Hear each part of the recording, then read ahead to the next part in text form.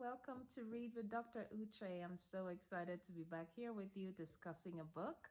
Today we will be discussing Joys of Motherhood. Joys of Motherhood by Buchi Emecheta, a fabulous book I encountered a few years ago and read it a few times over the years. Recently, there's something that is showing on Netflix pertaining to Nigerian pre-independence history, and so I now went back and reread it and had so much more context. So this book by Buchi Emecheta is one of her several works. We lost Buchi some years ago. She was a fabulous author, produced a lot of good works.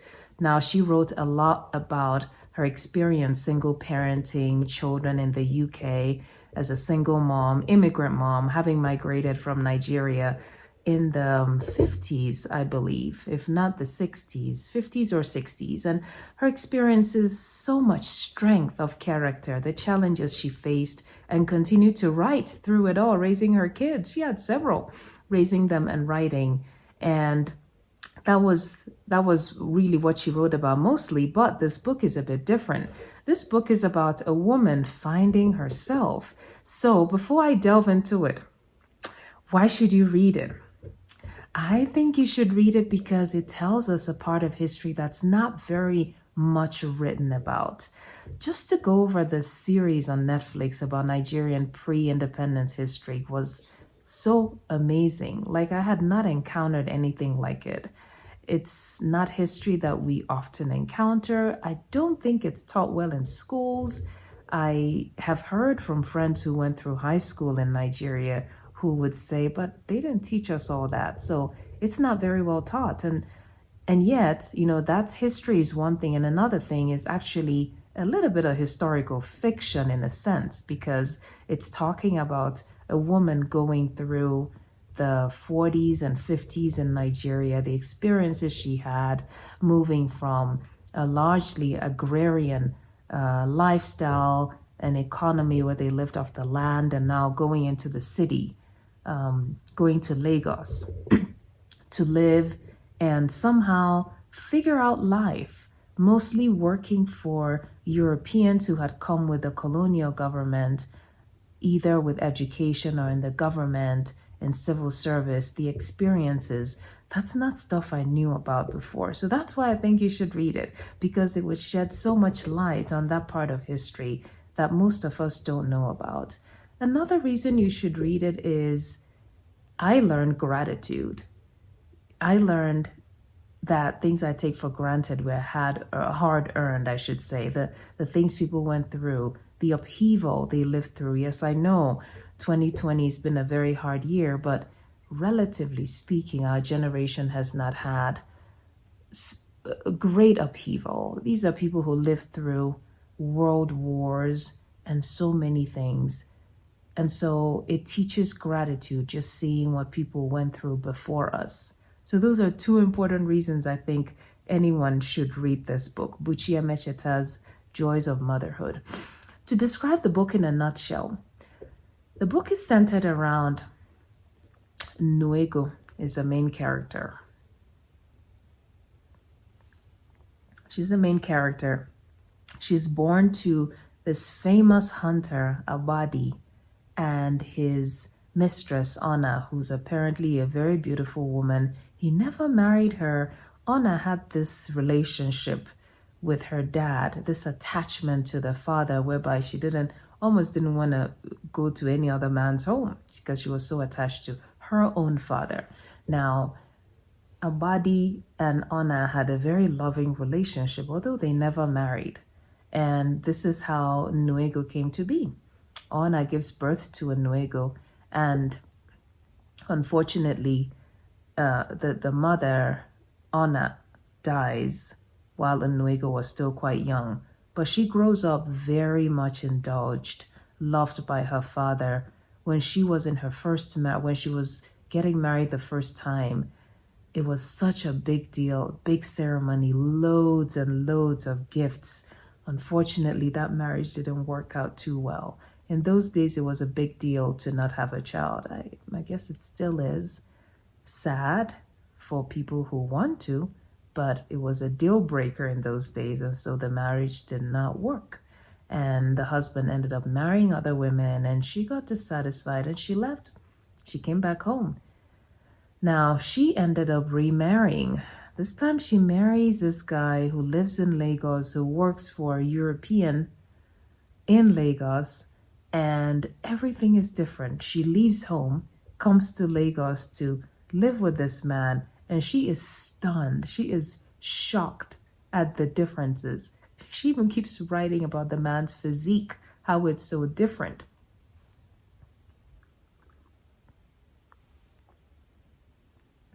How it's so different from the people in the village who are lean and fit and all sorts of things. And in the city, they're bloated and okay. All sorts of things she talks about, how life is different, the challenges she went through, no support, right? That's something many of us diasporian people deal with, no support, having to do life on your own with no family and friends nearby in many cases. Now, this is something that was new to her, and yet she made friends. Initially struggled to have children still, but finally she becomes mother to many. I think she had 9 pregnancies at the end of it all. They didn't all survive, but most of them did. So she starts raising her children, and her husband and she keep working on this marriage. It was just kind of tricky. You could see that he wasn't like her first choice, but even she settled into things, started doing her, carrying on with her own side business, selling a few things, foodstuffs, making some money, making some progress. The husband struggled after the European now had to return. This is, the timing of this is around the onset of the Second World War. So it looks like apparently many Europeans who were in the colonized world went back home to serve the crown. So the European and his wife go back, and now this husband who has been serving them, that was his job, a washerman, he has nothing to do. He has no income, and he starts hustling, looking for ways to earn a living. And, he gets something, but he ends up being conscripted.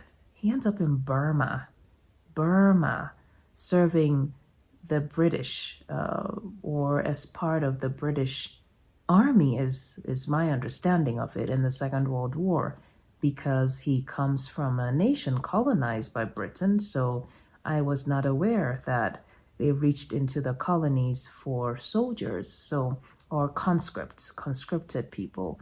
So this is what happened, and he goes to Burma, comes back a bit of a changed person.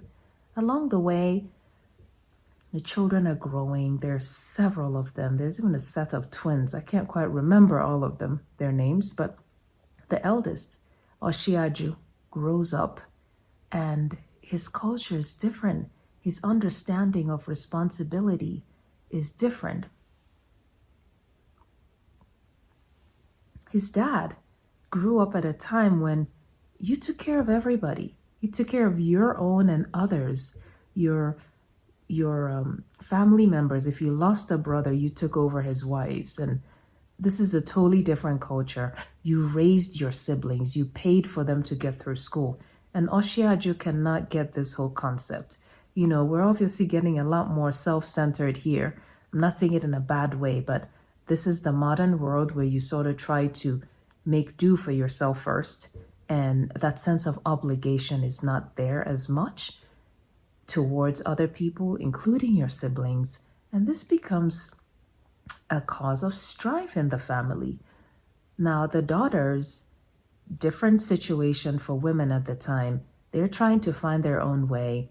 And they live in Lagos. They're Igbo, but they live in Lagos. And they're starting to meddle and mix with people from other tribes, romantic partners. And this is totally new to their dad. He can't wrap his head around this.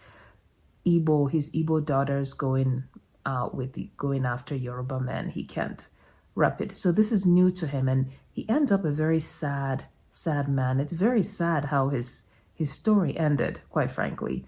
Now, Nuego, on the other hand, she's puzzled. She can't understand how things happened. Oshiaju ends up in America going to further his education. At the very end, it's written that he married an American woman and so many other things. The second son, he went off to school. I can't remember now if he went outside the country or he stayed in the country and went to some college or university. I can't recall very well now, but it's not anything she's familiar with either.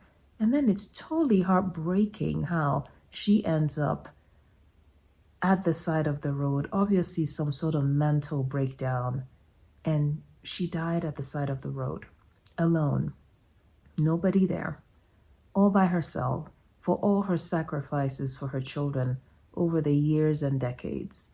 Heartbreaking, heartbreaking, heartbreaking. That really touched me. It saddened me. I think another part that touched me was that she was able to be present when her father, Abadi, passed. Seemingly, he was just clinging on to life, waiting for his daughter, now in Lagos, to make it back to the village. This is years after she first left home to see him for the last time, and she was able to be there. That was touching. That touched me. How did the book change me is something I also want to think about. It changed me. It made me more informed about pre-independence Nigeria, the struggles of people who came before us, what they went through to make things work, to go through such a change in values, in style, in their world, quite frankly, living through a very distant world war that yet affected people. It impacted them right at home. Family members, husbands, fathers, suddenly conscripted, not seen again for years. I mean, this is a time before, of course, this is way before the internet. Of course, this is when people barely had phones. So people went off and you didn't even know if they were alive. You hoped for a letter if you were lucky. And in this case, letters didn't come. You just kept praying and hoping they were fine wherever they were. And you just looked out for them to come back. There was just no communication. I can't even wrap my head around that. It's incredible, the challenges they had to live with at the time. So that's how it changed me. How else did it change me? Made me more grateful, I think. More grateful. So that's it in a nutshell. Have you read it? What did you think about the book? And if you haven't, you think you're going to read it? I really enjoyed reading this again the third time. Read it the first time some years ago. This is a reread. I hope you will consider reading it, and I hope you will consider sharing what you thought about the book. So again, Dr. Uche, cheers. Thank you for joining me, and I'll see you next time.